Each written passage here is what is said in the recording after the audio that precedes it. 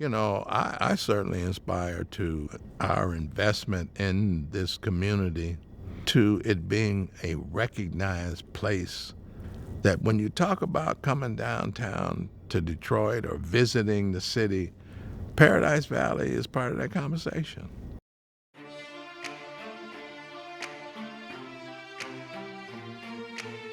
Advocacy, growth, power, a mantra that describes Marvin Beatty, a driving force in the revival of Paradise Valley. Power, a short word for a very challenging experience.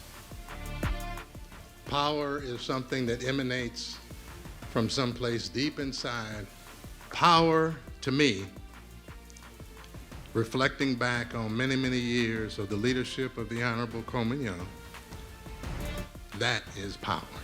With a career that includes breaking barriers as the first African-American deputy fire commissioner in Detroit, Marvin has added to his passion for public service by diving into community development. Our building is basically a office building with a number of office tenants, with anticipating putting a quality restaurant or a fine haberdashery in our building at some point very soon. I have been a board member in the DDA for at least 15 years.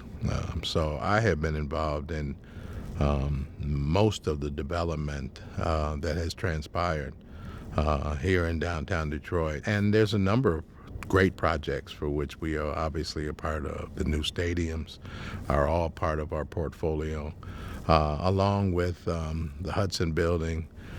So there's so many opportunities that we have taken advantage of, and then Paradise Valley has become a unique piece of that fabric of downtown growth and revitalization. Paradise Valley was once a bustling center of Black culture. However, years of urban development and displacement have left their mark. Marvin recognizes the importance of this history and embraces the challenge of reconnecting the community with its roots. The whole Paradise Valley strategy that came along was important in an effort to try to reconnect the Black business community with downtown. And there had been a number of efforts over the years to rename this community into a number of different Black names, and had met a tremendous amount of resistance. They called it African Town. In 2004, Detroit council members stood up for their beliefs and fought for the downtown neighborhood, which catapulted into a controversial battle. It caught nationwide attention. All eyes were on Detroit. It was important because the Black community felt a need for a project like this. It definitely came from a city council. They really were the initial driving force. Ken Cockrell, he called me one day and just said, "Hey man, can you help us out of this? We got a problem here. Could you help us with a project like this?" This body of work that we were having to deal with became very political.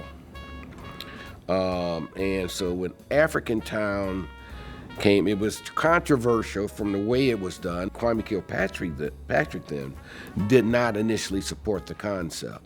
There was a lot of pain and suffering and conflict over the title African Town, not just along racial lines either, And so I said, well, I think that, what about Paradise Valley?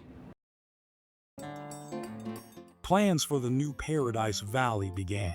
As the land had been assembled by the Downtown Detroit Development Authority, that this would be a perfect opportunity to revitalize Paradise Valley and bringing African-American entrepreneurs, business owners to this district with the plan of really creating a opportunity for folks to realize that a Black business area has every right to exist in this great American city. Most of us who have lived in Detroit, who work in Detroit, we never gave up on Detroit, and we really wanted to be a part of just the rebuilding of our amazing city. And so when the rebuilding became an actual thing, we really didn't see a lot of African American developers participating. And with a city that's 80% African American, we thought that it would be really important to have some inclusive development in downtown Detroit.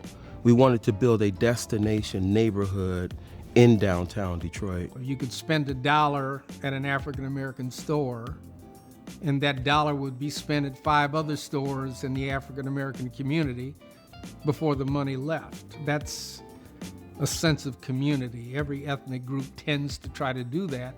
It was a little harder for African Americans because we couldn't dictate, where we lived and how we did certain things. But when we were aggregated together, like in Black Bottom or Paradise Valley, you could really feel, maybe chemistry's the word.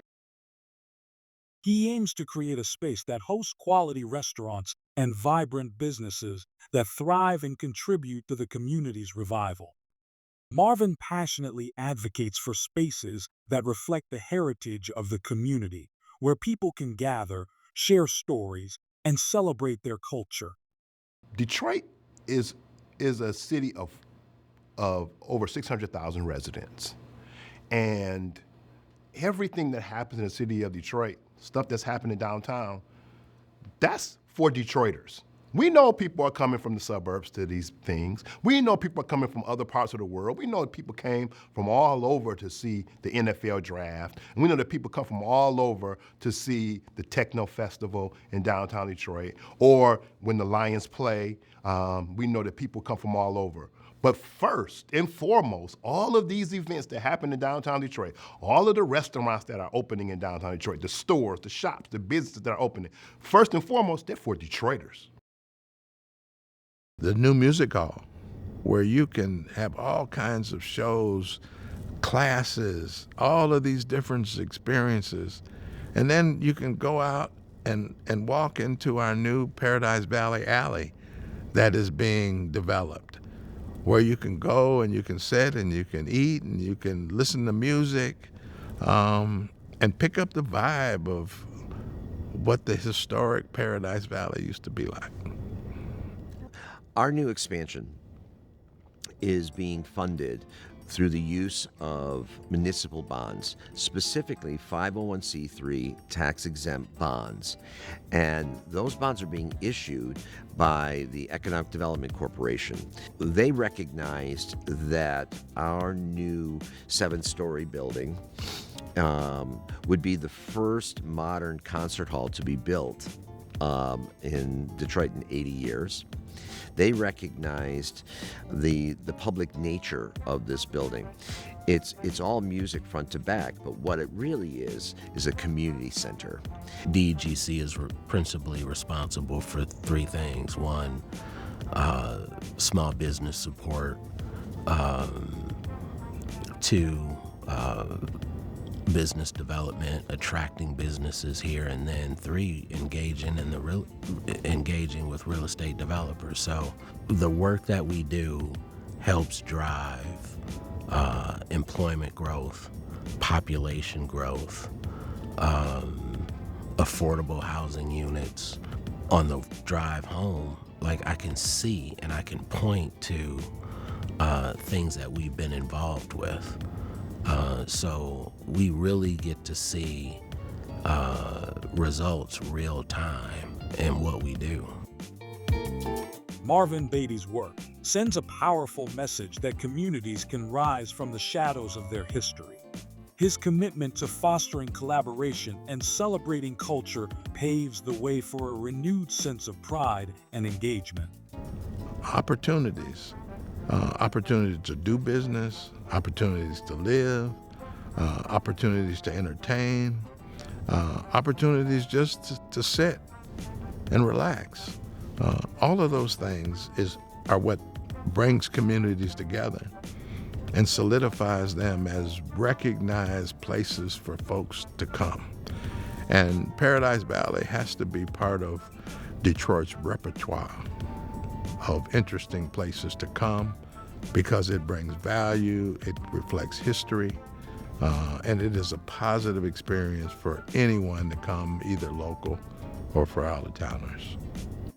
In the next episode, we will meet Rainey Hamilton, whose history and vision of architectural projects play a critical role in defining the journey and bridging the future.